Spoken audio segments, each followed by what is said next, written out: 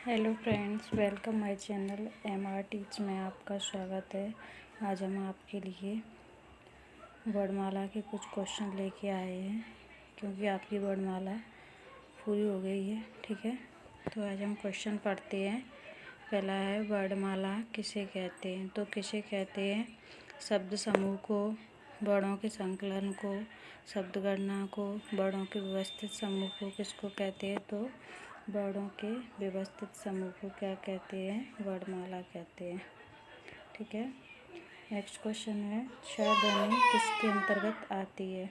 छ ध्वनि किसके अंतर्गत आती है? तो किसके अंतर्गत आती है? मूल स्वर के, संयुक्त वर्ण के, तालव्य के या घोष वर्ण के। तो छ ध्वनि आती है संयुक्त वर्ण के अंतर्गत आती है। ठीक है, अगला क्वेश्चन है, निम्न में से नासिक व्यंजन कौन सा है? तो नासिक व्यंजन कौन सा है? वर्ग के पंचम अक्षर क्या कहलाते हैं? नासिक व्यंजन कहलाते हैं। तो नासिक व्यंजन कौन सा है? पंचम अक्षर ये है वर्ग का, तो वे कौन से कहलाते हैं? नासिक व्यंजन कहलाते हैं। ठीक है, अगला क्वेश्चन है, निम्न में अल्प प्राण वर्ण कौन से होते हैं? तो अल्प प्राण वर्ण कौन से होते हैं? यहाँ पर का और क्या है? यहाँ पर का और गा है। ठीक है, का और गा गमला का बना हुआ है, मिस्टेक हो गई थोड़ी सी। तो अल्प प्राण वर्ण कौन से हैं? ये हैं। ठीक है, कैसे हैं? अल्प प्राण जिसमें स्वरतंत्रियाँ क्या होती हैं?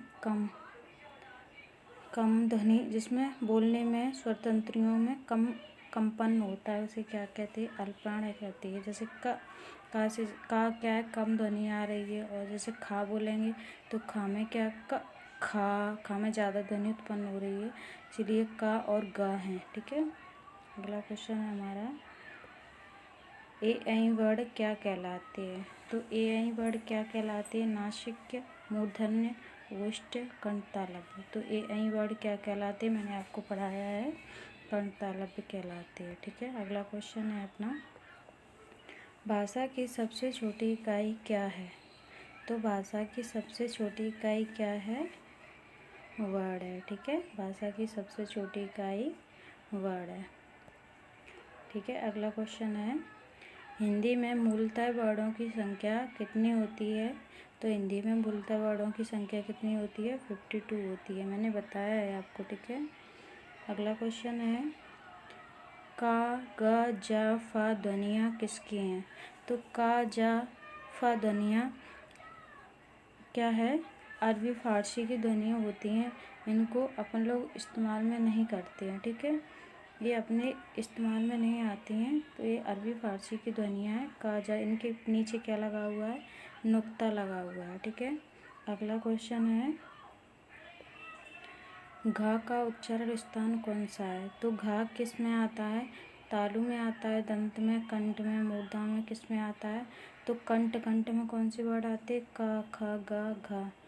तो आता है, घा किस में आ रहा है? कंठ में आ रहा है। ठीक है, अगला क्वेश्चन है आपका, हिंदी वर्णमाला में कुल स्वरों की संख्या कितनी है? तो हिंदी वर्णमाला में कुल स्वर कितने होते हैं? 13 होते हैं कुल स्वर। मैंने बताया आपको, अगर पूछे क्वेश्चन में कि हिंदी वर्णमाला में स्वरों की संख्या कितनी है, तो कितनी होगी?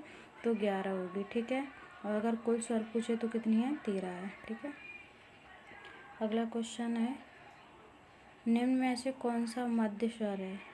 निम्न में से कौन सा मध्य स्वर है? मैंने बताया था आपको, अग्र, मध्य, जीभ के आधार पर स्वर कितने प्रकार के होते हैं? 3 प्रकार के होते हैं, अग्र स्वर, मध्य स्वर और पश्च स्वर। तो मध्य स्वर में कौन सा आता है?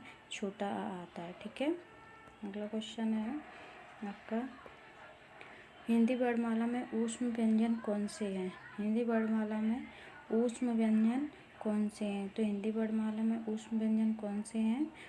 तो ये है हिंदी वर्णमाला में ऊष्म व्यंजन। ठीक है, जिसमें ऊष्म बोलने में क्या ऊष्मा उत्पन्न होती है, उसे क्या घर्षण उत्पन्न होता है? ऊष्मा या घर्षण उत्पन्न होता है, उसे क्या कहते हैं? ऊष्म व्यंजन कहते हैं। श, श, हाँ, उसको संघर्ष व्यंजन भी कहते हैं। ठीक है, अगला क्वेश्चन है, जिन शब्दों के अंत में आ आता है उसे क्या कहते हैं? तो जिन शब्दों के अंत में आ आता है उसे क्या कहते हैं, तो उन्हें अकारांत कहते हैं। आ आता है तो अकारांत होता है, और बड़ा आ आता है तो आकारांत, ई आता है तो ईकारांत, ऐसे ऊ आता है तो उकारांत। ठीक है, ये होता है। अगला क्वेश्चन है, हिंदी वर्णमाला में व्यंजन कितने हैं, तो हिंदी वर्णमाला में कितने व्यंजन होते हैं, 33 व्यंजन होते हैं। ठीक है। अगला क्वेश्चन है, निम्न में से कौन सी महाप्राण ध्वनि है, निम्न में से कौन सी ध्वनि महाप्राण है, तो कौन सी ध्वनि महाप्राण है निम्न में से। ठीक है, तो क्या है, जिसमें बल अधिक लगता है, अभी मैंने बताया अल्पप्राण में क्या, क, खा में अधिक बल लग रहा है तो कौन सी है, खा है। ग में कम लग रहा है, फिर उसके बाद घ ज़्यादा लग रहा है। ठीक है, तो खा कौन सी है, महाप्राण ध्वनियाँ है। ठीक है। अगला क्वेश्चन है आपका, पंचानन शब्द में अनुस्वार किस ध्वनि के स्थान पर प्रयुक्त किया गया है। पंचानन जो शब्द है उसमें अनुस्वार किस ध्वनि के अंतर्गत जो अंकी बिंदी लगी हुई है किसके लिए प्रयुक्त किया गया है, तो किसके लिए किया गया है, पंचानन ऐसे लिखा जाता है, पंचानन। ठीक है, तो ये किसके लिए प्रयुक्त किया गया है, ये यहाँ के लिए। ठीक है।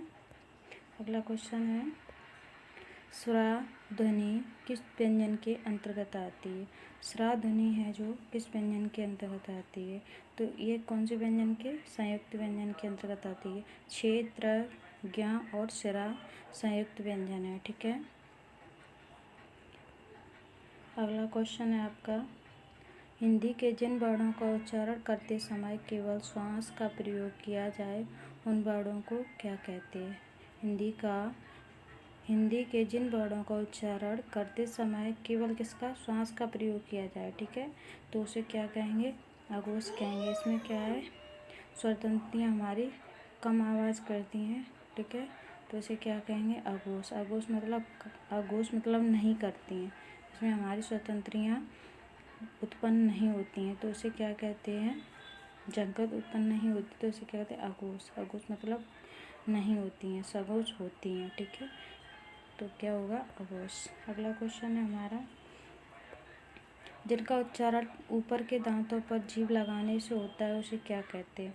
ऊपर के दांतों पर जीभ लगाने से होता है तो उसे क्या कहते हैं, दंत वर्ण कहते हैं। दंत वर्ण में आता है, फिर कंठ में आता है आपका का वर्ग, और तालु में आता है आपका चा वर्ग, और मूर्धा में आता है आपका टा वर्ग, और दंत में क्या आता है आपका ता वर्ग आता है, त थ।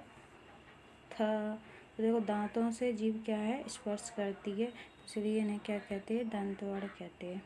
अगला क्वेश्चन हमारा, हिंदी वर्णमाला में अयोगवाह वर्ण कौन से हैं, तो हिंदी वर्णमाला में अयोगवाह मैंने पढ़ाया है व्यंजन में, अयोगवाह कौन से हैं, अंग और आहा अयोगवाह वर्ण कहलाते हैं। ठीक है, अपनी क्लास यहीं पर है। अगर आपको अच्छा लगा हो तो वीडियो को सब्सक्राइब जरूर किया करो, आप लोग सब्सक्राइब नहीं करते हो। ठीक है, अगला वीडियो अगले टॉपिक न्यू टॉपिक के साथ आएगा। ठीक है, तो चलते हैं हम क्या अगले